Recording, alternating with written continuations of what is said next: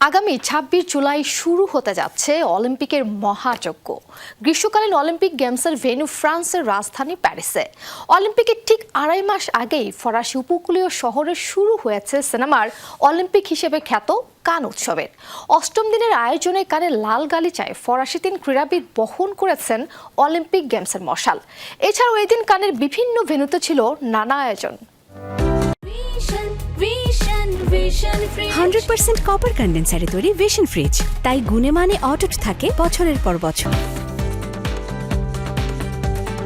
শেষবার ১৯২৪ সালে অলিম্পিক গেমসের আয়োজন করে প্যারিস। ১০০ বছর পর আবারও এই শহরে বসতে যাচ্ছে ক্রীড়া দুনিয়ার সবচেয়ে বৃহৎ এই আসর। এদিকে ভূমধ্য সাগরের তীরে ফরাসি উপকূলীয় শহরে চলছে কান চলচ্চিত্র উৎসব। কানের ৮ম দিনে পাল দ্য ফেস্টিভ্যাল ভবনের অ্যানিয়েস বার্দা থিয়েটারে ক্লাসিক্স বিভাগে দেখানো হয় ফ্রান্সের মিকেল গ্যামরাসনি পরিচালিত প্রামাণ্যচিত্র Olympics the France of games. মূলত এ উপলক্ষেই কানের লাল গালিচায় আনা হয় অলিম্পিকের মশাল। ২১ মে সন্ধ্যায় ফরাসি ৩ ক্রীড়াবিদের হাতে লাল গালিচায় দেখা যায় এই মশাল। বাস্কেটবল খেলোয়াড় ইলিয়ানা রুপার্ট, ৩ বার অলিম্পিকের স্বর্ণপদক জয়ী সাবেক স্প্রিন্টার মেরি জেজে পেরেক ও ট্রায়াথলেট অ্যালেক্সি আকিকো এই মশাল নিয়ে হেঁটেছেন লাল গালিচায়। তখন বাজানো হয় চলচ্চিত্রের খেলাধুলা বিষয়ক গান চ্যারিয়টস অফ ফায়ার। ১৯২৪ সালে প্যারিস অলিম্পিকের জন্য দৌড়বিদের প্রশিক্ষণকে কেন্দ্র করে তৈরি হয় এই গান। প্রামাণ্যচিত্র অলিম্পিক্স দ্য ফ্রান্স অফ গেমসে তুলে ধরা হয়েছে ফ্রান্সের শীর্ষস্থানীয় অ্যাথলেটদের পথ চলা। এদিন অতিথি হিসেবে প্রদর্শনীতে উপস্থিত ছিলেন ক্রীড়া ব্যক্তিত্ব ও ক্রীড়াবিদরা।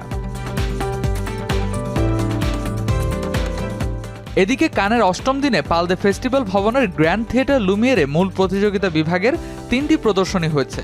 যুক্তরাষ্ট্রের শন বেকার পরিচালিত আনোরা, ফ্রান্সের ক্রিস্টোফ আনোরের মার্সেলো মিও এবং ইতালির পাওলো সারেন্তিনো পরিচালিত পার্তেনোপে। অন্যদিকে একই ভবনের দুবসি থিয়েটারে সার্তেরিগা বিভাগের ২টি প্রদর্শনী হয়েছে। এদিন সমুদ্র সৈকতে খোলা আকাশের নিচে দুলা প্লাস বিভাগে দেখানো হয়েছে ফ্রান্সের টনি গ্যাটলিফ পরিচালিত এক্সাইলস।